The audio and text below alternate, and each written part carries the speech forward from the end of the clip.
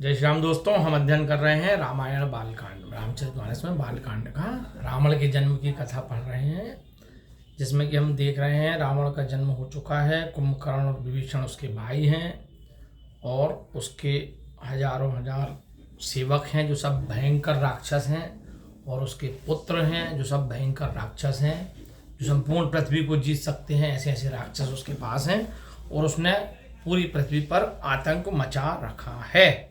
अब आगे दोहा क्रमांक 182। भुजबल विश्ववश्य करी राक्षसी को न स्वतंत्र, मंडलीक मणि रावण राज करई निज मंत्र। सियापति रामचंद्र की जय। देव यक्ष किन गंधर्व नर किन्नर नाग कुमारी, जीति बरी निज बाहुबल बहु सुंदर बर नारी। सियापति रामचंद्र की जय। पवन सुत हनुमान की जय। इंद्रजीत सन जो कछु कहू, सो सब जनु पहले ही करी रहू। प्रथम ही जिन कहूँ आया सुदीना, तिन कर चरित सुनहु जो कीना। देखत भीम रूप सब पापी, निश्चर निकर देव परितापी। करहि उपद्रव असुर निकाया, नाना रूप धरहि करी माया। जहि विधि होय धर्म निर्मूला, सो सब करहि वेद प्रतिकूला। जहि जहि देश धेनु दुज पावहीं, नगर गाँव पुर आग लगावहीं। शुभ आचरण कतहु नहीं होई, देव विप्र गुरु मान न कोई। नहीं हरि भगत यज्ञ तप ज्ञाना, सपने हु सुनई न वेद पुराना। जप जोग बेरागा तप मग भागा, श्रवण सुनहि दस सीसा। आपन उठि धावहि रहे न पावहीं, धरि सब घालहि खीसा। अस भ्रष्ट अचारा भा संसारा, धर्म सुनहि नहीं काना।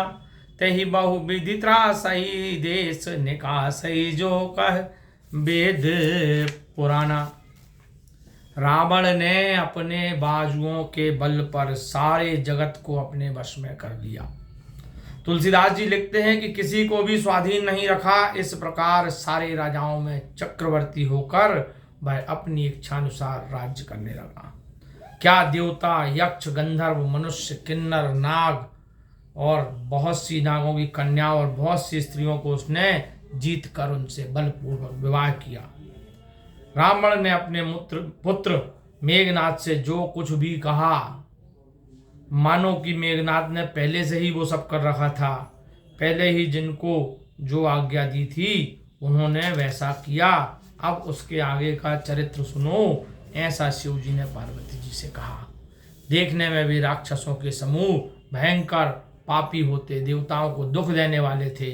असुरगण माया से अनेक रूप धरकर, नाना प्रकार के रूप बनाकर उपद्रव करने लगे। जैसे भी धर्म की जड़ कट सके वैसे सब वेद के विरुद्ध कार्य करने लगे। राक्षस गण जिस स्थान में भी गाय और ब्राह्मण पाते, उसी गांव और नगर में आग लगा देते थे। शुभ कर्म कहीं नहीं होने देते थे। वेद, ब्राह्मण और गुरु को कोई नहीं मानता था। अगर मानता था तो रावण के अनुयायी उसकी हत्या कर देते थे। हरि भक्ति नहीं होती थी, यज्ञ तप और दान नहीं होते थे। वेद पुराण तो कोई सपने में भी नहीं सुनता था। जप जोग वैराग तप और यज्ञ के भाग ये जहाँ कहीं अपने कानों से रावण सुनता तो वह स्वयं उठकर दौड़ता, कुछ रहने नहीं पाता, सब अपने हाथों से विध्वंस कर देता था। ऐसा भ्रष्टाचार संसार में हुआ कि किसी भी कोने में आपके कानों में किसी को धर्म सुनाई नहीं पड़ता था।